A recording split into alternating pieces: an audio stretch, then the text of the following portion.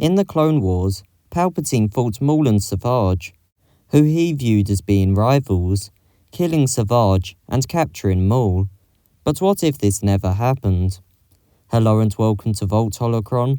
I'm Jonathan, and today I've got a fanfiction for you on the idea of what if Darth Sidious didn't get in the way of Maul on Mandalore. This idea was actually suggested by a viewer, so I'd like to thank them for the suggestion. I'd also like to briefly add that the What If uses ideas from the Son of Dathomir comics, although you don't have to have read them to watch this fanfic. Anyway, let's get into the What If. This fanfic opens with Palpatine having received the news that Maul had taken over Mandalore with his brother Savage. However, in this timeline, Palpatine decided against flying to Mandalore to take out the duo, not considering them a threat. Palpatine wasn't afraid because in this continuity, he believed Talzin to be dead, along with the rest of the Night Sisters. This means that Palpatine didn't feel threatened and felt the situation not important enough for him to personally take out his former apprentice. The Sith Master also reasoned to himself that Maul may prove useful if left, due to his burning hatred for Kenobi.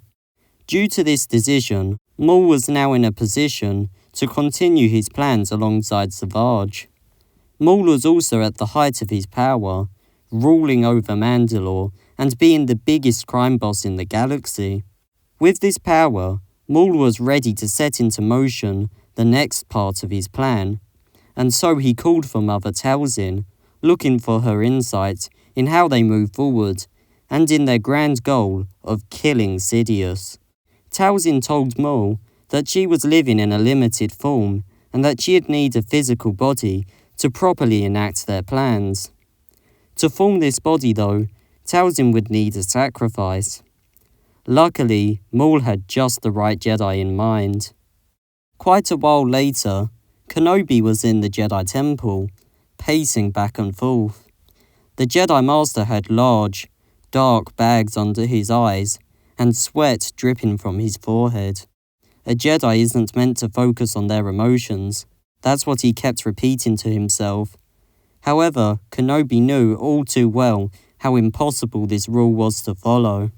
As much as he had tried to bury his emotions, escape his true feelings, his love prevailed, and now he was feeling the pain of losing it. Master Yoda had suggested Obi-Wan meditate to overcome his struggles, but Obi-Wan found himself too restless. He couldn't shake the feeling that it was all his fault. He fell in love with Satine. He walked directly into Maul's trap. He failed to kill the Sith apprentice for good when he was a Padawan. And yet, he wasn't the one to pay the ultimate price. Maul's words echoed in his head. I never planned on killing you, but I will make you share my pain, Kenobi. And for a second, he felt rage burn inside. Master, the Council are calling a meeting, Anakin announced. Kenobi hadn't even noticed his former Padawan entering the room. Anakin recognized all too well the anguish Obi-Wan was feeling. Anakin placed his left hand on Kenobi's shoulder. In a comforting tone, Anakin said, "You're one of the best Jedi in the Order, and an amazing friend. Nothing you could do or have done could change that. Whatever the Council has in store for you, I know you're up for the challenge." Obi-Wan thanked Anakin and headed up to the Jedi Council. "Received a message the Council has," Yoda stated. Yoda pressed a button and a blue glow spread across the room. A projection of Maul stood before the Jedi. "Kenobi, it was such a shame to see you leave Mandalore so soon. I was finding our conversation quite riveting. I was wondering if you'd be interested in continuing," Maul announced. A short figure floated into the hologram, suspended by the neck. Kenobi sat up in his seat, and his eyes widened. Kenobi stuttered, No, he can't do this. That's Corky cries, nephew of the late Satine. Windu firmly interrupted. As this was happening, Kulki was clearly struggling in the hologram. Maul then clearly declared that Kenobi must come to Dathomir, and that he must go there alone, or Kulki would suffer the same fate as his aunt. Stassa Lee spoke up, suggesting that Kenobi can't go alone, and that Maul should not be underestimated. Coleman Kakaj interjected though, making it clear that he believed the risk of losing Kulki was too high, and that the Jedi needed to find a peaceful way of rescuing Kulki. Plo Koon then stepped in, asking Kenobi if he was up for the challenge. Determined, Obi-Wan responded with a certain absolutely. Oppo Rancisis also chipped in, saying that Maul was clearly setting a trap for Kenobi, and suggesting that the Jedi subtly send reinforcements to aid Obi-Wan if the situation gets desperate. However, Yoda interrupted to give the unfortunate news that while the Council had been arriving to the meeting, he had spoken to Palpatine, who'd explicitly stated that with the Clone Wars going on, the Jedi would have to use very limited resources to fight Maul. Kenobi would have to go alone after all. As Obi-Wan flew off of Coruscant, Anakin watched, curious to where his master had been sent so urgently. He's been acting differently lately, hasn't he? Plo Koon asked. Anakin looked at Koon surprised. He then questioned where Kenobi had been sent, and Plo Koon responded that he was heading to Dathomir. Koon quickly reassured Anakin, though, that Kenobi was strong enough to handle himself and that he'd been in similar situations. Over in the Outer Rim, Kenobi was approaching the Night Sister lair, staring down at scorched trees and fallen battle droids. However, he was soon distracted by something quite familiar, a certain sinking feeling and cold shiver. He was in the right place. Following this feeling, Obi-Wan wandered through the empty buildings around him. As he walked into one of the larger rooms, he saw some sort of tombstone or shrine, and behind it, Maul and Savage.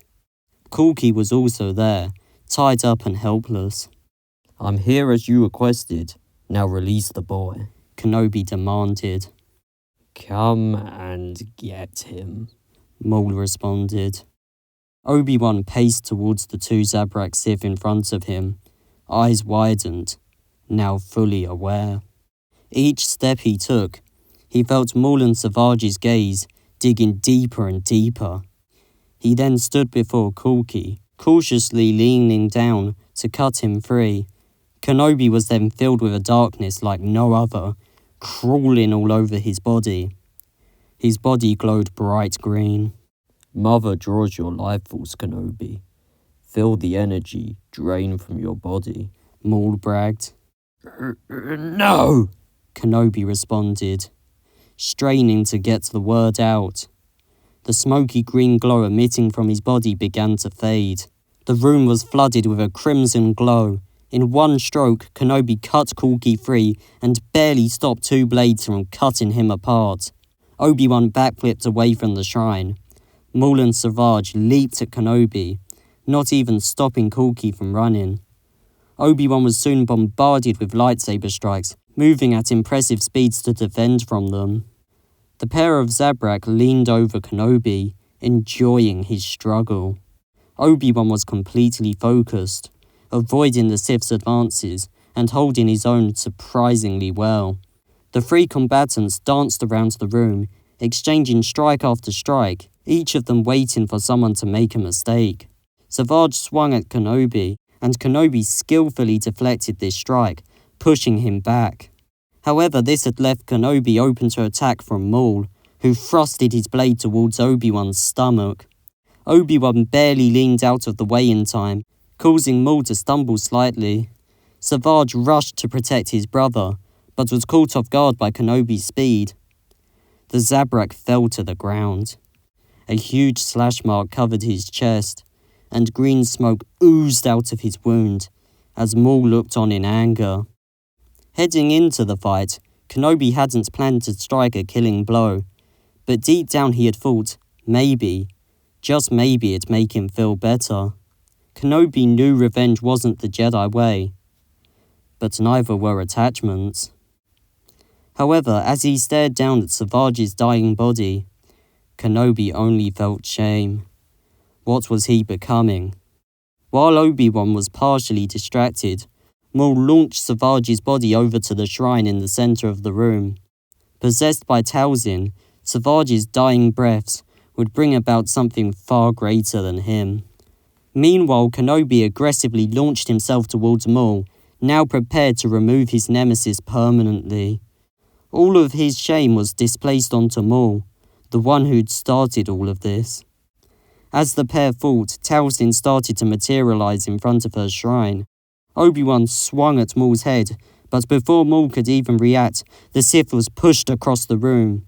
Kenobi suddenly turned his head behind him. A figure stood silhouetted at the entrance of the room.